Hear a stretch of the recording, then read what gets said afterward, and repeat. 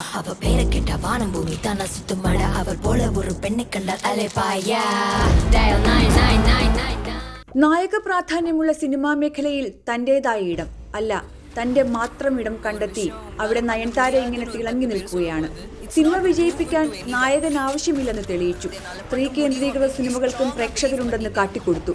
അങ്ങനെ ലിംഗഭേദമില്ലാതെ super star പദവിയിൽ നിൽക്കുന്ന താരം. വിവാദങ്ങളും വീഴ്ചകളും അവരെ കൂടുതൽ കരുത്തുള്ളവളാക്കി. ഇന്ന് ഏറ്റവും കൂടുതൽ പ്രതിഫലം വാങ്ങുന്ന താരമാണ് നയൻതാര. 7 കോടി മുതൽ 10 കോടിയും അതിനപ്പുറവും. പരസ്യചിത്രങ്ങൾ വേറെയും.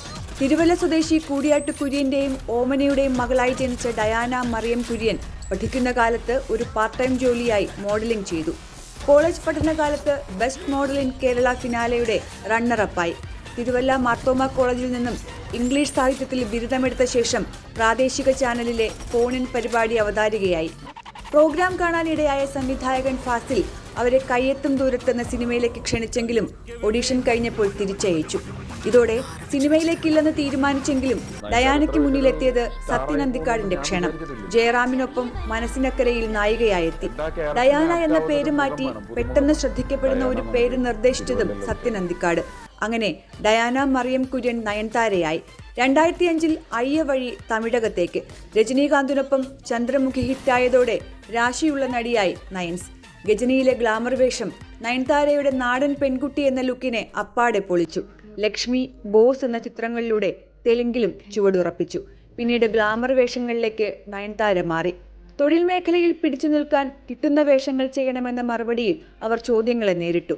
കാത്തിരുന്നു. അത് വെറുതെ ആയില്ല. അവരെ തേടി ശക്തമായ കഥാപാത്രങ്ങളെത്തി. വിവാദങ്ങളും. പ്രഭുദേവയുമായുള്ള പ്രണയം, ബ്രേക്കപ്പ്. അതുകഴിഞ്ഞ് അവർ സിനിമയിൽ നിന്ന് തന്നെ ബ്രേക്ക് എടുത്തു. പിന്നീടെത്തിയത് ശ്രീരാമരാജ്യം സിനിമയിലൂടെ സീതയായി. ആ തിരിച്ചുവരവ് വെറുതെ ആയില്ല. പുറകെ വന്ന രാജാറാണി വലിയ വിജയം. നയൻതാര ടൈറ്റിൽ റോളിൽ വന്ന മായയുടെ വിജയത്തോടെ സൂപ്പർ സ്റ്റാർ താൻ തന്നെയെന്ന് തെളിയിച്ചു. പിന്നീട് തിരിഞ്ഞു നോക്കിയിട്ടില്ല. ഇവർക്കായി കട്ടൗട്ടുകൾ ഉയർന്നു. തമിഴ് സിനിമയുടെ ചരിത്രത്തിൽ ആദ്യമായി നായികയുടെ സോളോ കട്ടൗട്ട് ഉയർന്നതും നയൻതാരയുടേതായിരുന്നു. നയൻസിന്റെ സിനിമകൾ കോടികളുടെ ബിസിനസ് കൊയ്തു. അവരുടെ സിനിമകൾ കാണാൻ ജനം തിയേറ്ററുകളിലേക്ക് ഒഴുകിയെത്തി. പറയുന്ന പ്രതിഫലം കൊടുത്തവരെ ബുക്ക് ചെയ്യാൻ നിർമ്മാതാക്കൾ മത്സരിച്ചു. ഇന്ത്യയിൽ ഏറ്റവും ഉയർന്ന പ്രതിഫലം വാങ്ങുന്ന നടിയായി അങ്ങനെ നയൻതാര മാറി. ആമസോൺ പ്രൈമും സോണി ലിവും നെറ്റ്ഫ്ലിക്സും അവരുടെ സിനിമകളുടെ OTT അവകാശത്തിനായി വിലപേശി. ഒടുവിൽ ഇന്ന് Nayanthara beyond the fairy tale എന്ന ഡോക്യു ഫിലിം നെറ്റ്ഫ്ലിക്സ് സ്ട്രീം ചെയ്യുന്നു. മലയാളത്തിൽ തുടങ്ങിയ ചലച്ചിത്ര യാത്ര, ജീവിതം, അങ്ങനെ എല്ലാം കോർത്തിണക്കിയ നയൻതാരയുടെ ജീവിതമാണ് ആരാധകർക്കായി ഈ പിറന്നാൾ ദിനം നെറ്റ്ഫ്ലിക്സ് നൽകുന്നത്. 7 വർഷത്തെ പ്രണയത്തിനൊടുവിൽ വിഘ്നേഷും നയൻസും 2022 ജൂൺ 9 വിവാഹിതരായി. വിവാഹം കഴിഞ്ഞ് 4 മാസത്തിനുള്ളിൽ 2 കുട്ടികൾ, ഉയിരും ഉലകും. കുട്ടികൾ ജനിച്ചതും ഏറെ വിവാദമായി. സറോഗസിയിലൂടെയാണെന്നും പിന്നാലെയുള്ള അന്വേഷണവും. ഇതിലൊന്നും നയൻസ് കുലുങ്ങിയില്ല. ചലച്ചിത്ര നിർമ്മാണ രംഗത്തും ഇതര ബിസിനസ്സുകളിലും അവർ ഇതിനോടകം ചുവടുറപ്പിച്ചു. സ്വന്തമായി beauty brand, nine skin, feminine, rowdy pictures എന്ന നിർമ്മാണ കമ്പനിയും.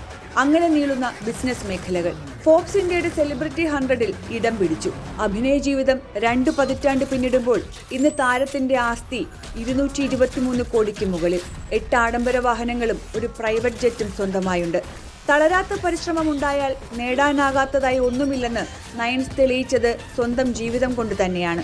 തെന്നിന്ത്യൻ സൂപ്പർ താരത്തിന് നയൻസിന് NTVയുടെ പിറന്നാൾ ആശംസകൾ. News desk NTV.